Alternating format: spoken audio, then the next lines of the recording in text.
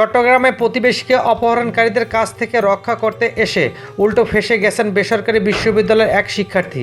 ভুক্তভোগী ও তার পরিবারের সদস্যরা পুলিশকে বারবার বলার পরও ওই শিক্ষার্থীকে করা হয় মামলার আসামি, যান কারাগারে।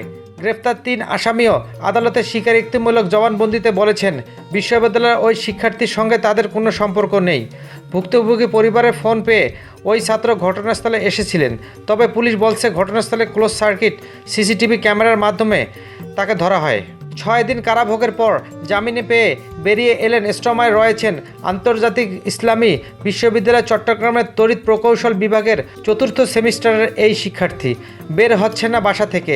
শিক্ষার্থীর পাশাপাশি মানসিকভাবে বিপর্যস্ত তার পরিবারও। পুলিশ যাচাই বাছাই সতর্ক না হওয়ায় তাদের এ দুর্ভোগে পড়তে হয়েছে। ৬ মার্চ রাতে নগরের আকবর শাহ থানার প্রভাবী স্কুলের বিপরীতে অবস্থিত বাসা থেকে আবেদিন আল মামুন ও তার ব্যক্তিগত গাড়ি চালক মোহাম্মদ শহীদুল ইসলামকে অপহরণ করে নিয়ে যাওয়া হয় বৈষম্য বিরোধী ছাত্র আন্দোলনের সদস্য পরিচয়ে। পরে আবেদিন আল মামুন স্ত্রী ফাতেমা আক্তারের কাছে ২০ লাখ টাকা মুক্তিপণ দাবি করেন অপহরণকারীরা।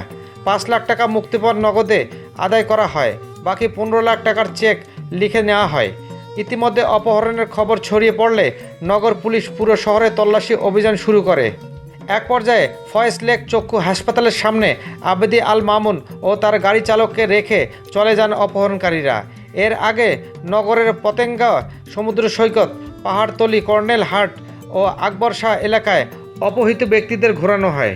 ঘটনার শিকার আবেদিন আল মামুন চট্টগ্রাম রপ্তানি প্রক্রিয়াজাতকরণের অঞ্চলের সিআইপিজেড তৈরি পোশাক কারখানা প্যাসিফিক জিনিসের সহকারী মহাব্যবস্থাপক। তিনি সীতাকুণ্ড থানা আওয়ামী লীগের সাংগঠনিক সম্পাদক। এই ঘটনায় তার গাড়ি চালক শহীদুল ইসলাম বাদী হয়ে ১০ জনের নাম উল্লেখ করে আকবর শাহ থানায় অপহৃত ও মুক্তিপণ আদায়ের অভিযোগে মামলা করেন। ঘটনার দিন রাতে পুলিশ অভিযান চালিয়ে নাজমুল আবেদিন, নাইমুল আমিন, আরাফাত হোসেন ও বিশ্ববিদ্যালয়ের ওই শিক্ষার্থীকে গ্রেফতার করে। মামলার বাদী শহীদুল ইসলাম বলেন, এজাহারে আমি শুধু সই করেছি, বাকি সব পুলিশ করেছে। এক প্রশ্নের উত্তরে তিনি বলেন, বিশ্ববিদ্যালয়ের ওই শিক্ষার্থী ফোন পেয়ে এসেছিলেন, তিনি জড়িত নন। আদালত সূত্র জানায়, অপহরণ মুক্তিপণ আদায়ের মামলায় গ্রেফতার ৩ আসামি নাজমুল আবেদিন, নাইমুল আমিন ও Arafat Hossain ৮ March Chattogram metropolitan magistrate Mohammad Mostafa আদালতে স্বীকারোক্তিমূলক জবানবন্দি দেন। এতে তারা ৩ জন বলেছেন, তাদের সঙ্গে গ্রেফতার বিশ্ববিদ্যালয়ের শিক্ষার্থীর সঙ্গে তাদের কোনো সম্পৃক্ততা নেই।